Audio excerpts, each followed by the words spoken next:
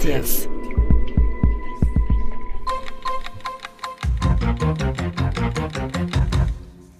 C'est donc le dossier des fiches du ministère public de la Confédération que nous allons rouvrir aujourd'hui dans le magazine du Journal du Soir. À Berne, nouvelle découverte dans les archives du ministère public fédéral. Nouvel épilogue de l'affaire des fiches. Le Conseil fédéral a présenté ce matin la future organisation du ministère public de la Confédération. De nombreux concitoyens sont indignés à juste titre d'avoir été soupçonnés inutilement fichés parce qu'ils ont exercé leurs droits démocratiques. Quelles responsabilités ont eu les polices cantonales ? Le Conseil fédéral est mis en cause en raison des entraves qu'il a mises au travail de la commission d'enquête parlementaire. Le Conseil fédéral comprend leurs émotions et la partage. Un simple coup de téléphone qui aboutit aujourd'hui donc à la publication d'un vaste rapport, celui de la commission d'enquête parlementaire après 10 mois de travail. Entre 1988 et 1990, dans un climat mondial de fin de guerre froide, la Suisse vit une période politiquement tourmentée. Un enchaînement de scandales vient ébranler la confiance de la population envers l'État.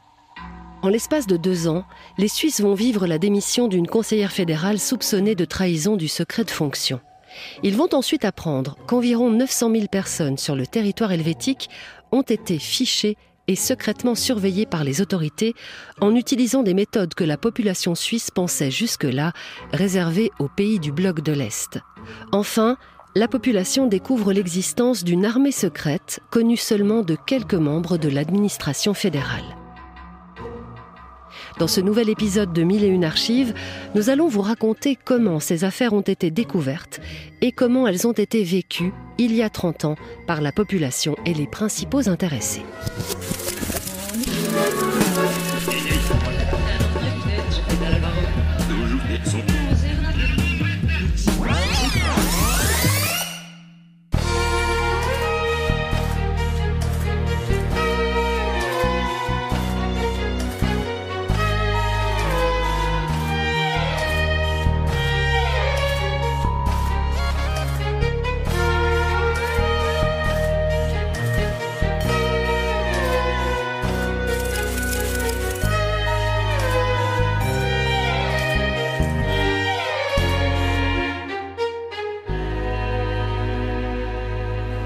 Nous sommes à l'aube du 21 février 1987. La police tessinoise encercle un poids lourd turc sur une aire de repos près de Bellinzone.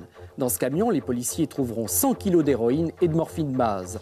Simultanément, un gros bonnet turc de la drogue est arrêté. C'est le début de la Liban Connection. L'enquête aboutira l'été suivant à l'arrestation des frères Magarian, 2 Syriens installés à Zurich et qui auraient recyclé 1,5 milliard de narcodollars dans le circuit bancaire suisse. C'est avec une histoire de blanchiment d'argent, l'une des plus grandes jamais découvertes sur le sol helvétique, que commence la cascade d'affaires qui va bouleverser la Suisse à la fin des années 80. Cette archive de temps présent de 1989 évoque l'arrestation des frères Magarian, accusés d'avoir blanchi environ 1,5 milliard de francs provenant du trafic de drogue. Cette arrestation est l'un des points culminants de ce que la presse nomme la Libanon ou Liban Connection. En 1988, le procureur du Tessin soupçonne, entre autres sociétés financières, la Shakarchi Trading d'être mêlée à ce trafic et d'être liée aux frères Magarian. Et dans le conseil d'administration de la Shakarchi Trading, on trouve le mari d'Elisabeth Kopp, qui siège alors au Conseil fédéral, à la tête du département fédéral de justice et police, le DFJP. Courant octobre 1988, le dossier de la Libanon Connection passe dans les mains d'une juriste de l'Office fédéral de la justice qui se trouve être une amie proche de la collaboratrice personnelle d'Elisabeth Kopp, Katharina. Elisabeth Kopp demande à sa collaboratrice d'avertir son mari. Cela se fait en 2 temps, un appel de la conseillère fédérale au bureau de son mari, puis un appel de ce dernier à Katharina qui lui détaille le dossier de l'affaire. C'est le quotidien Le Matin qui va révéler ces appels 2 mois plus tard. Elisabeth Kopp est alors soupçonnée de trahison du secret de fonction. La conseillère fédérale monte au créneau pour se défendre. Le lendemain de cette révélation, le 10 décembre 1988, elle répond aux questions de Romaine Jean dans le journal du matin de la Première. Meine persönliche Mitarbeiterin, die natürlich in einem engen Vertrauensverhältnis zu mir steht. Ma collaboratrice personnelle, qui m'est très liée par des liens de confiance, a appris par des bruits, des rumeurs, que quelque chose n'était pas très clair dans les affaires de la Sakarchi. Elle m'a rapporté ces rumeurs sans me citer de source. J'ai donc très brièvement téléphoné à mon mari pour l'informer. Je lui ai dit qu'il ferait mieux de démissionner de la Sakarchi. Mon mari m'a alors répondu qu'il avait lui-même déjà pris cette décision. Er hat mir dann gesagt, dass er diesen Entscheid bereits selber gefällt habe. Madame la conseillère fédérale, est-ce que votre fonction ne vous a pas permis d'avoir connaissance d'informations privilégiées que d'autres n'auraient pas pu avoir? Nein, mein Mann hat kein privilegierter Non, mon mari n'a pas eu d'informations privilégiées. Cela aurait pu être le cas si j'avais obtenu des preuves concrètes de mon département, notamment du ministère public de la Confédération. Mais ce n'est pas le cas. J'ai été informée par le ministère le 8 novembre seulement. Informiert und vorher hatte ich keinerlei Informationen aus der Bundesanwaltschaft. Il n'y a pas eu non plus d'informations inofficielles émanant du ministère public de la Confédération? Auch keine Gerüchte und ich sage Ihnen ganz klar, non, et je vous dis très clairement, si tel avait été le cas, j'aurais immédiatement publié ces informations. Est-ce que cela signifie aujourd'hui qu'il n'est pas question pour vous de tirer les conséquences politiques de toute cette affaire, en d'autres termes, de démissionner? Je démissionnerais aujourd'hui même si j'avais l'impression d'avoir commis une quelconque erreur en relation avec ma fonction. C'est absolument certain, j'en tirerai les conséquences. Mais le 27 octobre, je n'ai fait rien d'autre que de transmettre un bruit qui m'était rapporté. Toute épouse aurait agi de la même manière à ma place. Meinem Mann weitergegeben habe. Ich übernehme auch die volle Verantwortung dafür und ich glaube, jede Ehefrau und jeder Ehegatte hätte in einer solchen Situation gleich gehandelt. Elisabeth Kopp n'aura de cesse de maintenir ce discours et répéter son innocence sur un plan juridique et moral. Pourtant, 2 jours plus tard, elle annonce sa démission. L'opinion publique est divisée. Pour certains, Kopp est victime d'un acharnement médiatique, de la lâcheté politicienne ou d'un machisme généralisé. Mais d'autres soutiennent un autre point de vue, comme on peut l'entendre dans ce micro-trottoir fait le jour de cette annonce, le 19 décembre 1988, et diffusé au journal télé. Qu'est-ce que vous pensez de la démission d'Elisabeth Kopp? Non, alors ça... non, elle doit rester. Elle a démissionné, hein, vous le savez. Mais c'est pas vrai. Ce que je pense, je trouve que c'est bête. Pourquoi? Je ne sais pas, elle était capable et puis je ne sais pas, parce que son mari a eu des problèmes, alors qu'il doit démissionner. Que c'est normal qu'elle a dû démissionner, c'est ça que je pense. C'est normal? Oui, c'est normal. Je suis aussi sûr qu'elle savait qu'est-ce qu'il a fait. Moi, je trouve que c'est dégueulasse. Pourquoi? Les journaux, ils ont trop tapé là-dessus et aussi la télévision, ça c'est pas bien. Mais c'est la télévision et les journaux qui sont responsables de la démission? Ouais, mais quand même, c'est allé trop loin. Je trouve que c'est dommage pour les femmes. Parce que ça va aller long avant qu'on retrouve une femme au Conseil fédéral, à mon avis. Le départ d'Elisabeth Kopp aura même lieu plus tôt que prévu. Elle devait être effective en février 1989, mais en janvier 1989, elle annonce sa démission immédiate à la suite d'un rapport remis au Conseil fédéral par Hans Hungerbühler, procureur en charge de cette affaire. Il informe qu'il existe une présomption pressante et suffisante de ce que Kopp et 2 collaboratrices se soient rendues coupables de trahison du secret de fonction, intentionnellement ou au moins en prenant le risque. Le 31 janvier 1989, le Conseil national et le Conseil des États donnent leur accord à la décision fédérale instituant la commission d'enquête parlementaire, la CEP, sous la présidence du conseiller national socialiste Moritz Leuenberger, afin d'éclaircir l'affaire Kopp. La constitution d'une commission d'enquête parlementaire n'est ni anodine ni courante. Elle n'a été utilisée qu'une seule fois avant cette affaire.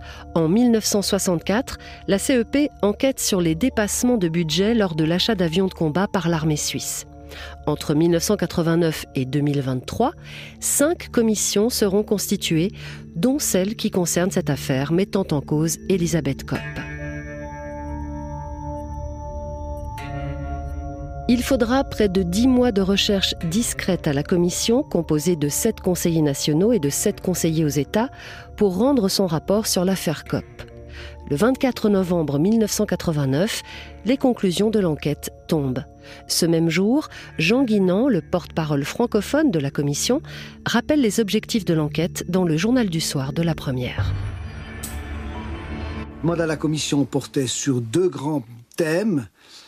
Premier thème, il s'agissait d'élucider de manière précise les circonstances qui avaient conduit à la démission de la conseillère fédérale, Madame Elisabeth Kopp.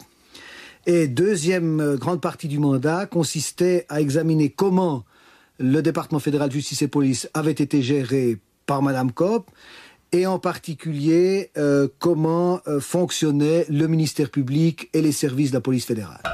Alors, que disent les 241 pages du rapport d'enquête ? Concernant Elisabeth Kopp, ce n'est ni son travail au sein de son département d'une manière générale, ni même ce fameux appel à son mari qui pose problème aux commissionnaires. Comme le raconte Anton Cotier, l'un des membres romans de la commission, dans le journal du soir de la première, toujours ce 24 novembre 1989. L'enquête pénale en soi ne concernait que la divulgation de secrets par le téléphone. Nous, on a également analysé le comportement de Madame Kopp après le téléphone. Et je pense d'ailleurs que c'est ça qui constitue la véritable faute grave de l'affaire Kopp.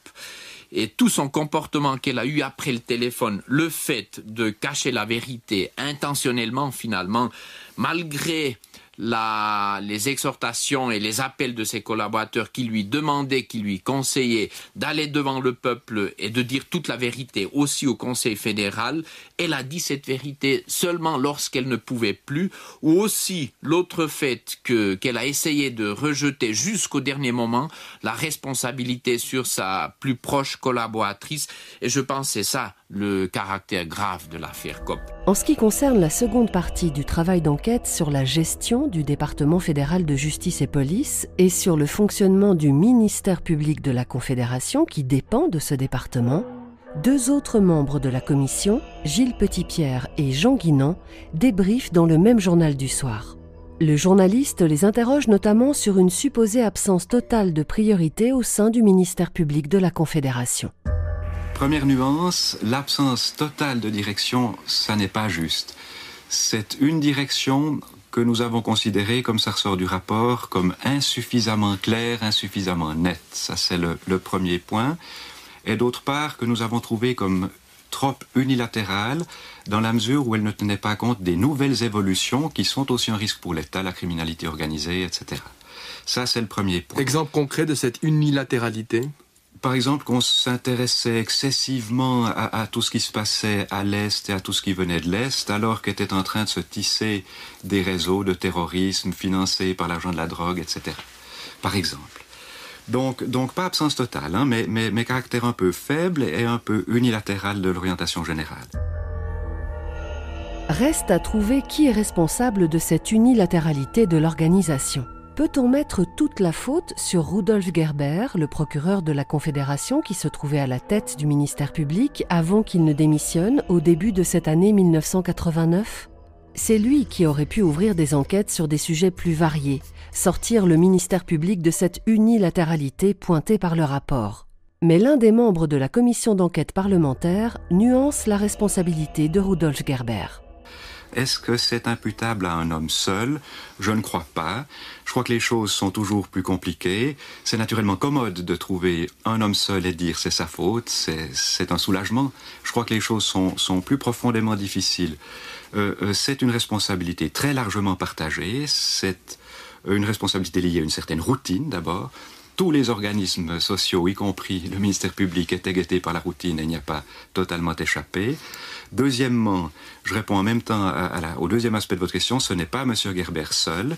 Et alors, nous sommes arrivés à la conclusion dans le rapport qu'il n'était pas l'objet de puissances occultes et que s'il a fait cela, c'est parce qu'il était inscrit dans un courant de pensée et non pas parce qu'il était soumis à des pressions. Ce département de justice et police a été géré pendant de très longues années par d'autres personnes, notamment le conseiller fédéral Kurt Vogler. Est-ce que lui, alors, porterait aussi une part de responsabilité ?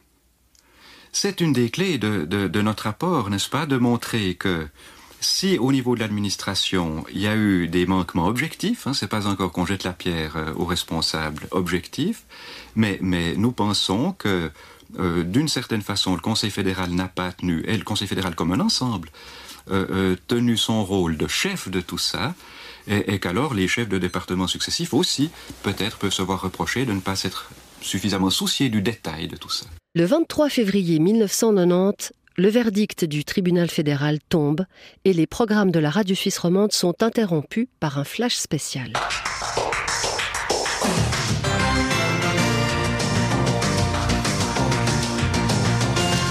Le verdict, en effet, vient de tomber au tribunal fédéral. Il s'agit de 2 acquittements et d'une culpabilité. Acquitter Elisabeth Kopp, parce qu'on n'a pas pu contester sa conviction qu'elle n'utilisait pas une source interne à son département.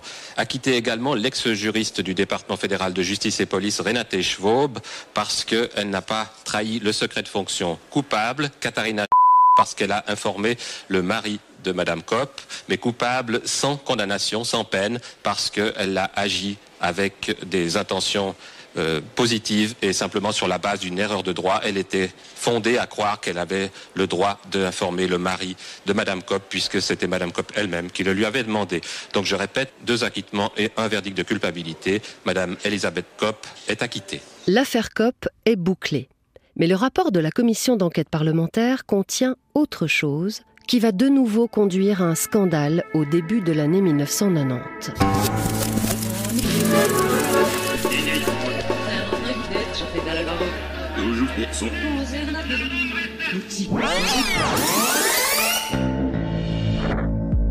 Dans le chapitre 6 du rapport de la commission, on apprend en effet que dans le cadre des recherches effectuées par cette dernière, certains fonctionnaires interrogés mentionnent des fichiers stockés au ministère public. Profitant de pouvoir passer au-dessus du secret professionnel, la CEP se rend dans la salle des fiches à côté du palais fédéral où ils sont accueillis notamment par le chef de la police fédérale. Jean Guinan, le porte-parole francophone de la CEP, racontera des années plus tard qu'une fois que les élus présents dont il faisait partie ont compris ce qui était stocké dans cette pièce, ils se sont précipités vers les tiroirs correspondant à leurs initiales pour regarder s'ils avaient une fiche à leur nom. Fichés ou pas, les commissionnaires sont ébahis devant ce qu'ils découvrent et quelques consultations de fiches suffisent pour s'interroger sur l'aspect antidémocratique de ces méthodes de surveillance. C'est ainsi que naît le scandale des fiches.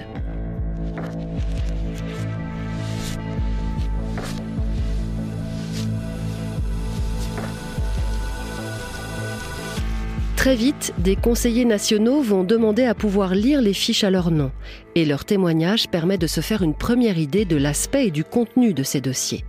C'est le cas par exemple de Massimo Pini, conseiller national tessinois, qui raconte à chaud ce qu'il a pu lire sur la fiche le concernant dans le Journal du Soir du 6 décembre 1989.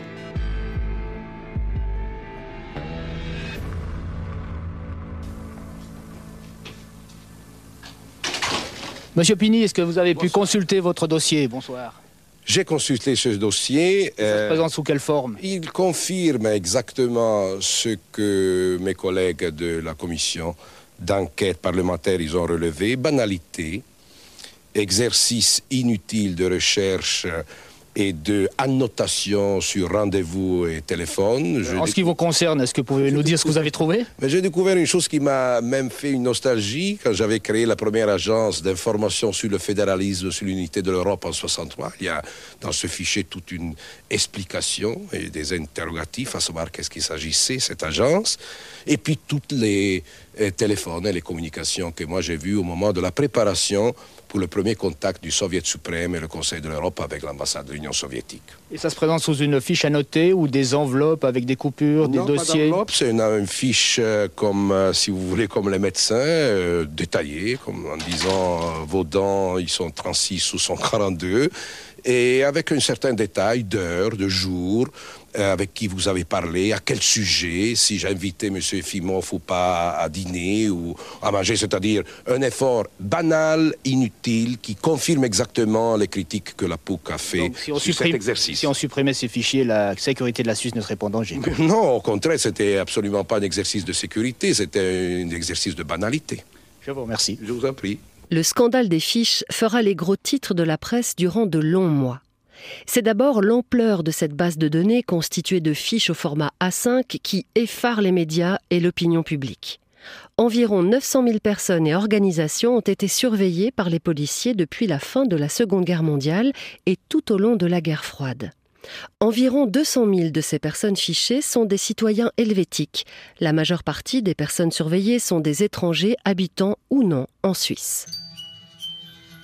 Il suffit parfois d'avoir participé à une manifestation pacifiste, antinucléaire, féministe ou anti-apartheid pour faire l'objet d'une surveillance. Les étudiants qui osaient écrire un article engagé dans le journal estudiantin pouvaient aussi être visés, tout comme les proches d'objecteurs de conscience. En février 1990, de nouvelles fiches concernant de nouvelles personnes sont découvertes, comme on l'apprend dans le journal du soir de la Première. À Berne, nouvelle découverte dans les archives du ministère public fédéral. De nombreux fichiers concernant des extrémistes, des fonctionnaires fédéraux, des jurassiens et même des enfants étrangers placés en Suisse par la Croix-Rouge ont été trouvés. C'est le président de la Confédération lui-même qui a annoncé ce matin à la presse l'existence de ces dossiers dont le chef de la police fédérale disait ne rien savoir. Monsieur Arnold Koller s'est dit effaré par ces découvertes. C'est également en février 1990 que l'hebdomadaire Schweizer Illustrierte sort un article titré « L'État espionnant la Suisse, l'armée secrète des espions du département militaire fédéral ». L'article affirme que 2000 hommes et femmes ont été entraînés à poser des bombes et à tuer silencieusement. Nous reviendrons sur cette histoire d'armée secrète plus tard dans cet épisode. Mais revenons à l'affaire des fiches. Après la découverte de nouvelles fiches en février 1990, des investigations supplémentaires permettent de découvrir que les informations recueillies sur les fiches ne viennent pas en totalité des recherches de la police. D'autres institutions sont concernées, comme l'explique le journaliste Pierre-André Schanz au Journal de Midi de la Première, le 1er juin 1990.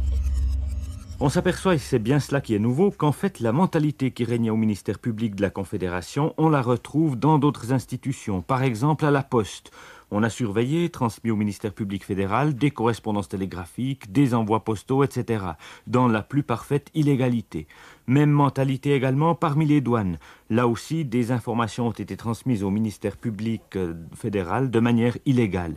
Et la commission d'enquête parlementaire a même découvert dans les multiples fichiers spéciaux du ministère public des documents qui provenaient d'employeurs. Elle cite le cas d'une grande banque et d'une fabrique d'armement. Tout cela est nouveau, comme est nouveau aussi le fait que le fichier principal, les 900 000 fiches, existe aussi sur microfilm, en 2 exemplaires au moins. Le 3 mars 1990, une grande manifestation de 30 000 personnes sur la place fédérale est organisée avec des slogans comme « En finir avec l'État fouineur », aussi qualifié d'État renifleur. La manifestation se finira dans une violence inhabituelle, comme le relèvent les médias le soir même. De nombreuses vitres du palais fédéral en feront les frais et des voitures seront brûlées à Berne. Le journaliste Claude Reusser fait le bilan de la manifestation à la radio dans le Journal du Soir de ce 3 mars 1990. De l'imposante manifestation de Berne, on retiendra avant tout 2 points essentiels. La détermination de 30 à 35 000 participants qui exigent l'abolition de la police politique et la remise non censurée des fiches du ministère public à chaque personne concernée. On aura ainsi vu des personnes de tous les âges, comme ce couple de retraités qui se promenait en homme sandwich, indiquant de face et de dos son nom, le numéro d'AVS et son appartenance au mouvement antinucléaire d'Argovie. Mais l'on retiendra aussi, hélas, que de nombreuses vitres du ministère public et du palais fédéral ont volé en éclats, que 4 voitures ont été incendiées et que les pompiers ont dû intervenir pour éteindre un début d'incendie dans une banque. Une centaine de casseurs sont ainsi parvenus à détourner l'attention générale. Parmi les prises de parole lors de cette manifestation, la télévision captera celle de Françoise Pittelou, conseillère nationale vaudoise, attaquant les méthodes de l'État. Et qui sont, d'après ces fiches, ceux qui mettent en danger l'État? Est-ce que ce sont les recycleurs d'argent sale et autres criminels en col blanc? Est-ce que ce sont les trafiquants d'armes et les trafiquants de morts? Eh bien non, ces ennemis de l'État, c'est nous. Nous qui, en faisant usage de nos droits constitutionnels, étions, sans le savoir, des dangers potentiels pour la nation. Durant l'été 1990, les lettres pleuvent dans les rédactions romandes. Des personnes anonymes sont offusquées d'apprendre qu'elles ont été surveillées alors qu'elles n'avaient rien fait de répréhensible. C'est le cas de cette citoyenne qui témoigne dans l'émission Banzai de la radio romande en automne 1990. Je n'ai jamais commis un acte délictueux quelconque, j'ai jamais été interpellée, j'ai jamais eu de procès. Et malgré tout, j'étais surveillée pendant plus de 10 ans, de manière intensive. Et les personnes qui m'ont surveillée ont été payées avec nos impôts. En plus, on se trouve dans une position où finalement, on veut nous faire sentir qu'on est coupable. D'ailleurs, la première réaction qu'on a, c'est de dire « Ah, mais est-ce qu'on a peut-être quand même fait quelque chose ?» Et à mon avis, c'est totalement faux. Dans une démocratie, on devrait être innocent tant qu'on ne nous prouve pas coupable et pas l'inverse. Quand les premiers citoyens découvrent leurs fiches, certains s'étonnent de leur contenu. On y trouve parfois des faits dénués d'importance. L'écrivain genevois Daniel de Roulet est l'une des nombreuses personnes qui s'étonnent de la banalité des informations récoltées à son sujet. Après avoir passé commande de ses fiches, il reçoit des mains du facteur, un matin de 1990 à 8h30, un dossier de 3,3 kilos. Il raconte dans un article de l'Illustré 30 ans plus tard, en 2019... J'ai tout conservé. Le plus stupéfiant en consultant ces papiers, c'était de découvrir des écoutes téléphoniques dont je n'avais pas le moindre souvenir. Ces conversations avaient certainement existé, mais elles étaient tellement banales ou anodines que je n'avais pas de raison de m'en rappeler 10 ou 20 ans plus tard. Mais ces flics trouvaient que tout était suspect. Et puis ils avaient un problème de langue. Les mots frangin ou frangine, par exemple, étaient interprétés par ces Suisses alémaniques comme des codes. Certaines personnes découvrent par exemple, dans les fichiers les concernant, un appel qu'elles ont passé pour décommander un rendez-vous chez leur médecin. On découvre aussi que les fiches ne sont pas systématiquement réactualisées et qu'elles comportent facilement des erreurs. C'est le cas pour cet avocat qui lit la fiche à son nom devant les caméras de l'émission Telle Quelle de février 1990. Rainer Weibel est avocat. Au début des années 70, il a milité ouvertement et légalement à Fribourg et dans le cadre de l'armée, au sein des comités de soldats et des milieux non violents. Dès 1975, il s'est consacré uniquement à son travail d'avocat, que la police a également suivi, tout en restant actif dans le combat antinucléaire. De Sûreté Fribourg figure sur la liste PW comme membre et sympathisant de la Ligue marxiste révolutionnaire section Fribourg. Que j'étais sympathisant en 72 de la Ligue marxiste révolutionnaire, c'est pas vrai. Ça veut dire que j'étais jamais actif avec eux. J'avais des contacts, oui, mais j'étais jamais sympathisant. Bon, mes activités dans le comité de soldats, je devrais maintenant lire tous les détails. Je peux pas dire ce qui est vrai, ce qui n'est pas vrai. Ça pourrait être... J'étais très actif dans ce comité, ça c'est vrai. Lors d'une deuxième convocation, il s'est avéré que W était plus proche du comité des soldats qu'il en était même l'âme, contrairement à ce qui avait été supposé. W est également membre de la FRIPO, groupe de travail pour une politique de paix. Toute ma vie, depuis 20 ans, on a... Par exemple, là, il y a même les femmes avec qui j'ai eu des contacts sont là-dedans, ce qui m'étonne. Bon, même les noms ne sont pas dedans, à l'exception de mon épouse.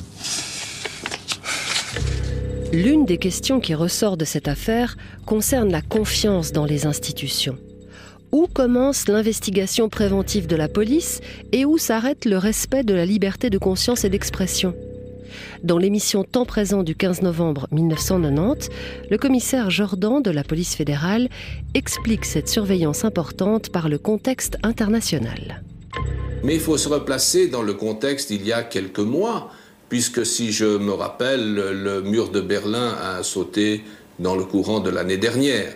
Alors replaçons-nous dans ce contexte où nous étions en période de guerre froide, où les adversaires étaient bien connus, et là il était important pour nous de rechercher l'information sur les gens qui allaient à l'Est, gens qui étaient susceptibles de faire l'objet d'actions, de faire l'objet d'opérations, de manipulations, de voir ces gens et de prévenir ce genre de délit. Donc, on doit être vigilant. Et je crois que c'est le rôle d'un service tel que le nôtre, service de protection de l'État, c'est d'avoir les pieds sur terre et d'être vigilant, même si nous nageons parfois à contre-courant de la politique globale.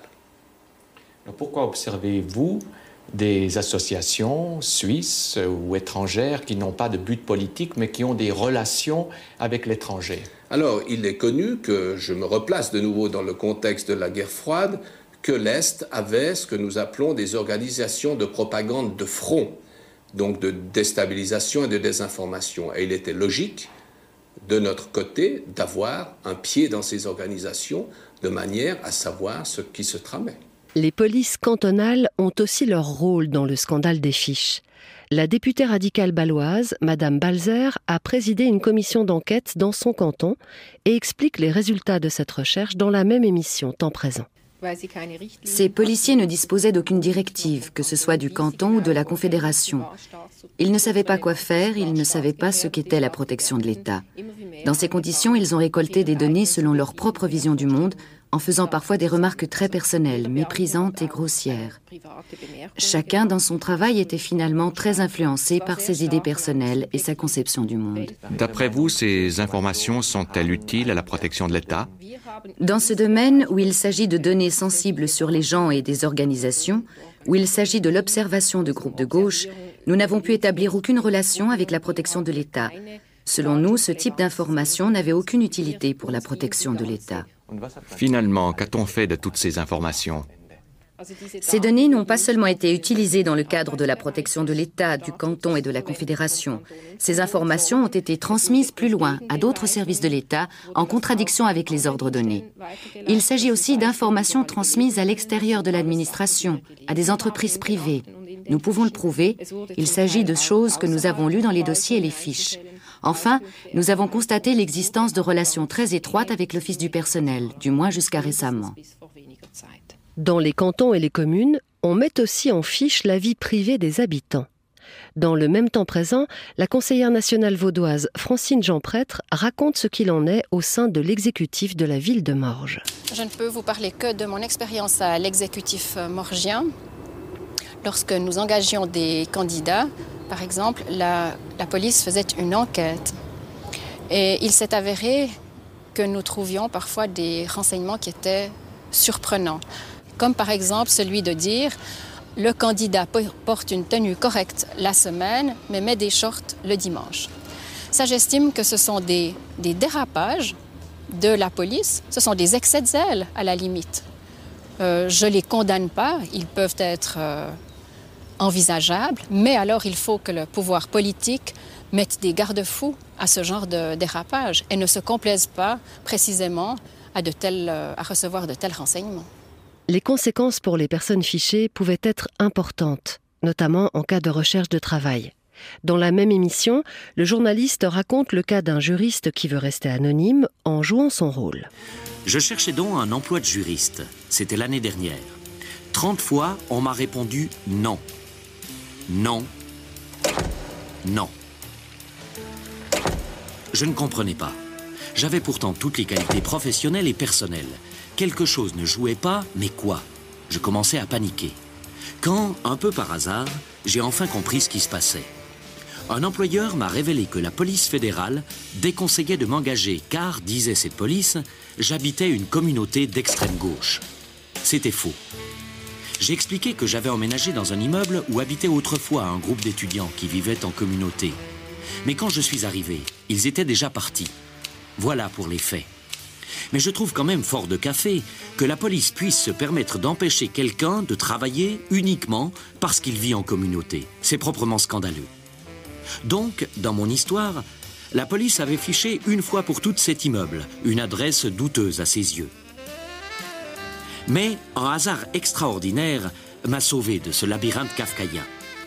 La commission d'enquête parlementaire, la CEP, visitait juste à ce moment-là les locaux de la police fédérale et découvrit mon cas.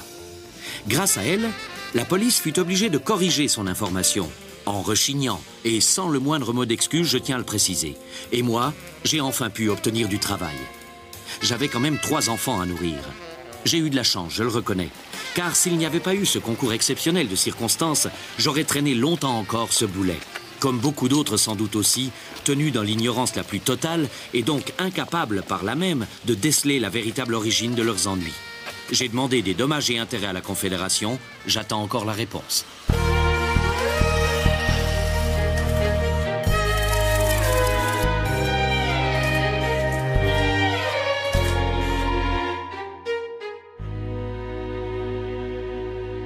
Durant l'année 1990, en parallèle de l'affaire des fiches, un autre scandale alimente la crise de confiance de la population envers l'État.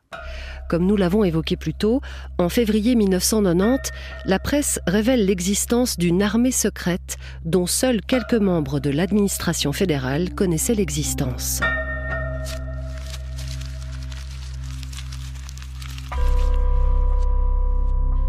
Une partie de l'opinion publique s'indigne lorsque les médias rapportent que des dépôts d'armes avaient été créés et que des personnes avaient été formées à la résistance.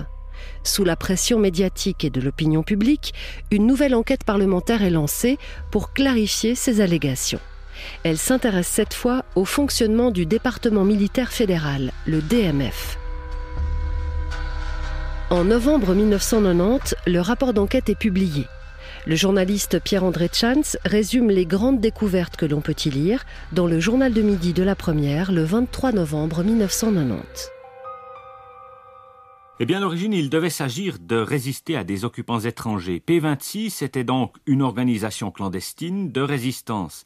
Par la suite, les responsables de cette organisation ont également pris en compte des dangers intérieurs, entre guillemets, des cas de modification des rapports de force politique ou de renversement de nos institutions politiques. Alors la commission d'enquête parlementaire ne se prononce pas sur l'opportunité d'avoir en Suisse une telle organisation de résistance. Elle constate qu'il s'agit là d'une idée qui découle de la période de la guerre froide. Mais elle estime inadmissible que cette organisation n'ait pas été englobée dans la défense générale. Qu'il se soit agi d'une organisation secrète, privée, sans base légale, sans contrôle de l'autorité politique. Ni le Parlement, ni même le Conseil fédéral n'étaient au courant des bases précises de fonctionnement de la P26. Il y a là, estime la commission d'enquête parlementaire, une menace virtuelle pour l'ordre constitutionnel. À côté de cela existe également un service de renseignement secret baptisé P27, soustrait également à tout contrôle politique, ce qui est également inadmissible aux yeux de la commission d'enquête parlementaire. Alors voilà les fichiers. Ici, la commission d'enquête parlementaire confirme l'existence de listes de suspects et de collègues d'information de nature politique au DMF. Il ne s'est toutefois pas agi d'une activité à caractère général, mais seulement limitée. Inadmissible également, explique la commission d'enquête, laquelle constate encore que le groupe Renseignement et Sécurité du DMF a mené durant des années des activités dont le Conseil fédéral ne savait que peu de choses et qu'il a déployé des activités d'espionnage en Suisse également. Dans l'émission telle quelle de novembre 1990, on explique l'organisation de la P26 et on relève les craintes de la commission d'enquête sur le pouvoir potentiel d'une telle armée de l'ombre. P26 est structuré sur le modèle des organisations clandestines. Le chef nomme des sous-chefs qui eux-mêmes nomment les suivants. Dès ce niveau de l'organisation, ses membres ne se connaissent pas entre eux.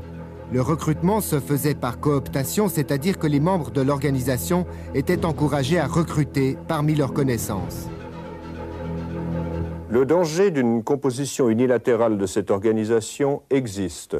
On ne saurait écarter l'éventualité que les membres d'une telle société puissent agir contre l'intérêt général et également contre une décision des autorités.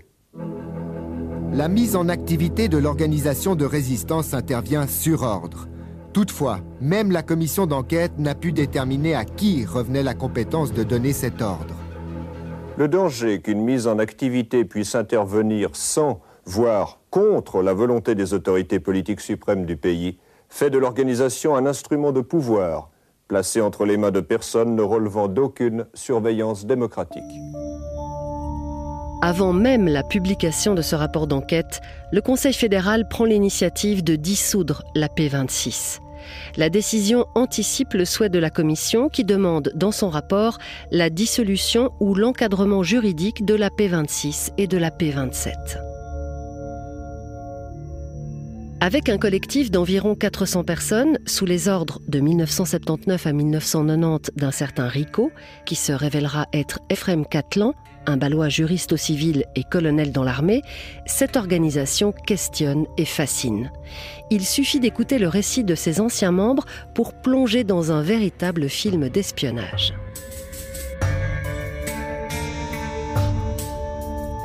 En 2009, les membres de la P26 sont libérés de leur obligation à garder le secret. En 2013, Jean-Philippe Eschliman, alias Guy, membre de l'armée secrète, raconte dans l'émission Motus et Bouche cousue sur la première ses premiers pas dans l'organisation. J'ai été averti que j'allais recevoir une convocation avec un nom de code qui m'avait été donné, avec d'autre part des phrases de reconnaissance parce que je devais aller jusque du côté de Gstad. Donc je suis arrivé sur le quai de la gare et à Sannen pour être tout à fait précis. Et effectivement, là, j'ai été contacté et pris en charge pour qu'on me conduise à ce qui s'appelait à l'époque le Schweizerhof. C'était un magnifique réduit dans la montagne. Et nous sommes arrivés devant une espèce de grillage particulier. Et le personnage qui m'accompagnait a un tour de passe-passe fait ouvrir une porte qui était cachée. Et je me suis retrouvé ici pour le premier cours en pleine montagne pendant 3 ou 4 jours. Vous vous rappelez de la phrase ? Si je me rappelle bien, c'était est-ce que vous connaissez monsieur tel et tel ? Non, je suis désolé, je ne le connais pas. Et puis un journal sous le bras que j'avais lu et la phrase allait ça sur le journal en question. Et donc ensuite, vous entrez dans ce bunker. Qu'est-ce qui se passe ? Première chose, après avoir été reçu, j'ai une chambre qui m'a été attribuée et en allumant la télévision, il y a le chef de l'armée qui m'apparaît et qui donne le message sur l'explication de la Constitution et le pourquoi de l'existence du projet 26. Donc c'était un message enregistré ? Absolument, oui.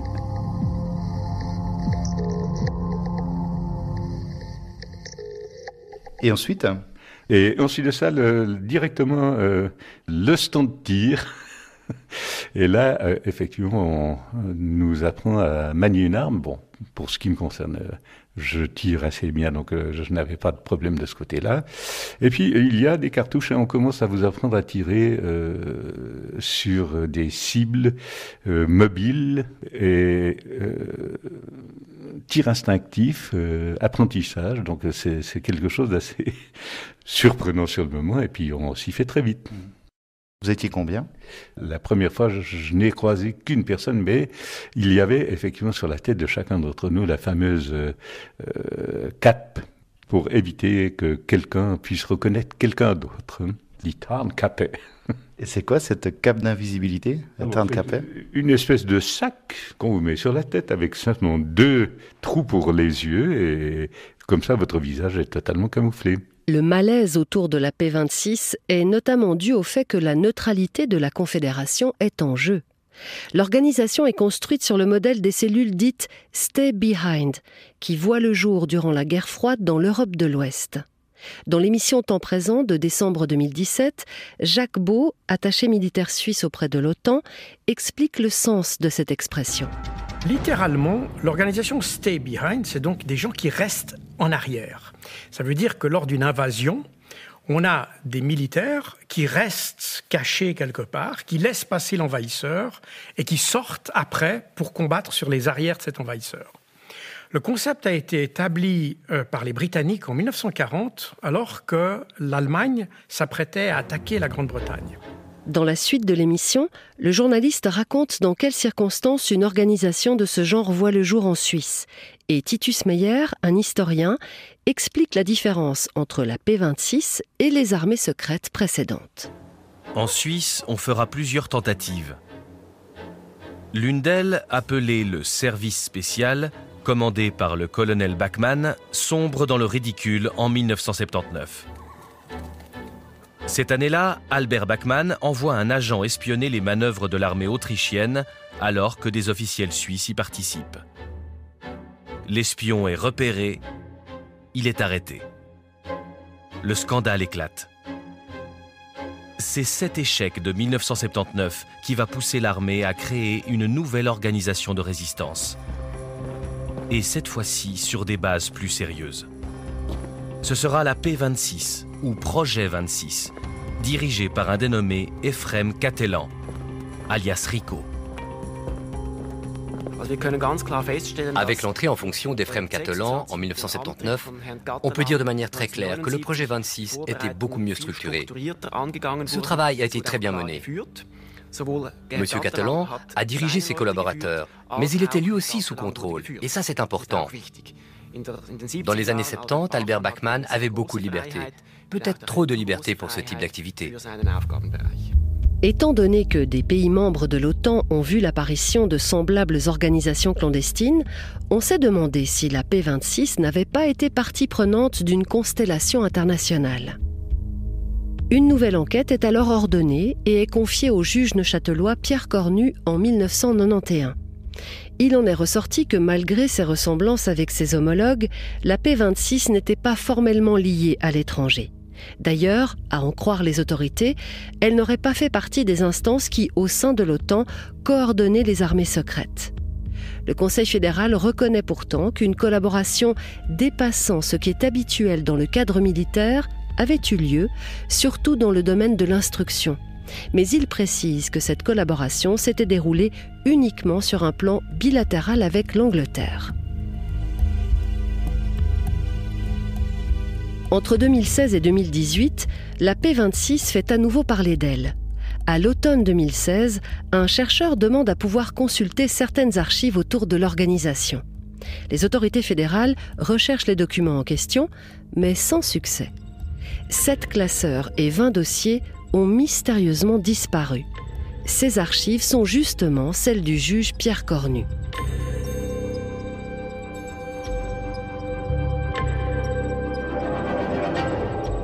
En 2018, une motion est déposée pour rendre publique la version intégrale de son rapport. Le Conseil fédéral s'y oppose, mais décide de publier 115 pages du rapport dans un souci de transparence. Le 26 avril 2018, Pierre Cornu répond à Romaine Morard dans la matinale de la Première sur la publication de son rapport et la disparition de certains de ses dossiers. Monsieur, vous êtes juge au tribunal cantonal neuchâtelois. Votre travail est donc enfin accessible au public. Il touche un pan très, très secret, très sensible de l'histoire récente de la Suisse. Vous vous en réjouissez ?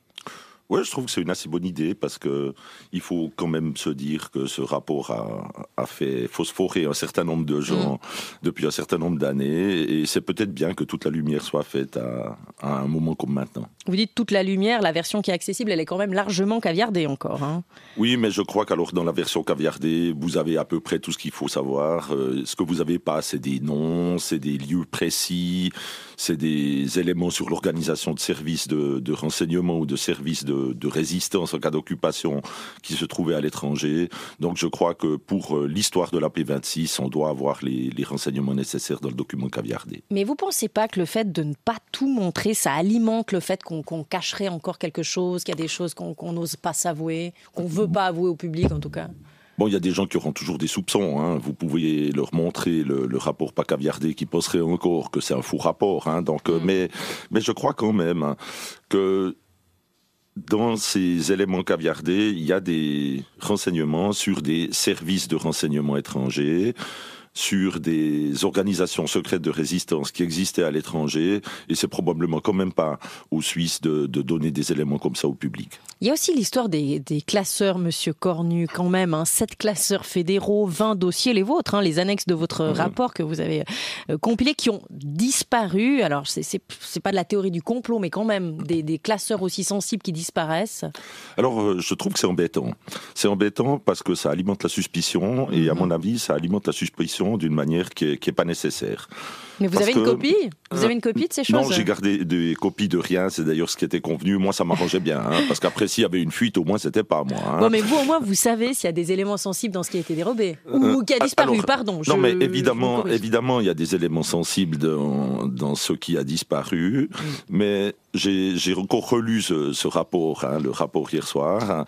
Et je me souviens de ce qu'il y avait dans le dossier.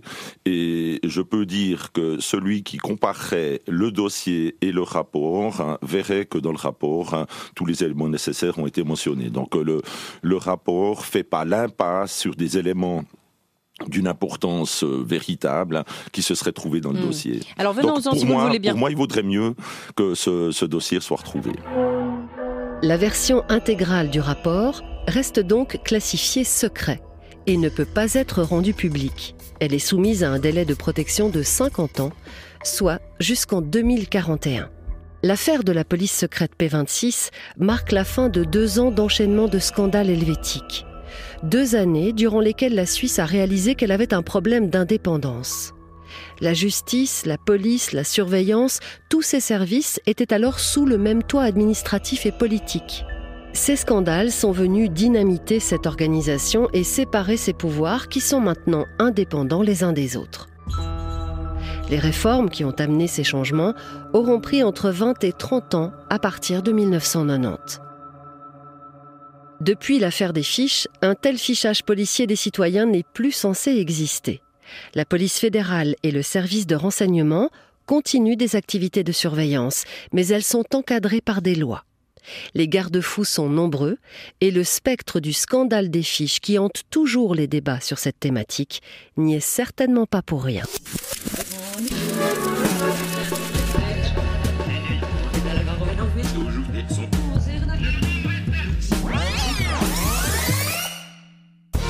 Ainsi s'achève cet épisode de 1001 Archives, un épisode écrit par Amandine Rosset, réalisé par Jonathan Haslebacher, produit par Grégoire Moll et raconté par Sophie Richard. 1001 Archives, un podcast des archives de la RTS, disponible sur Play RTS, Spotify, Apple Podcast et la plupart des applications de podcast. Pour ne rater aucun épisode, abonnez-vous sur votre plateforme d'écoute habituelle et retrouvez l'intégralité des archives que vous avez entendues au cours de cet épisode sur notre site internet rts.ch/archives au pluriel.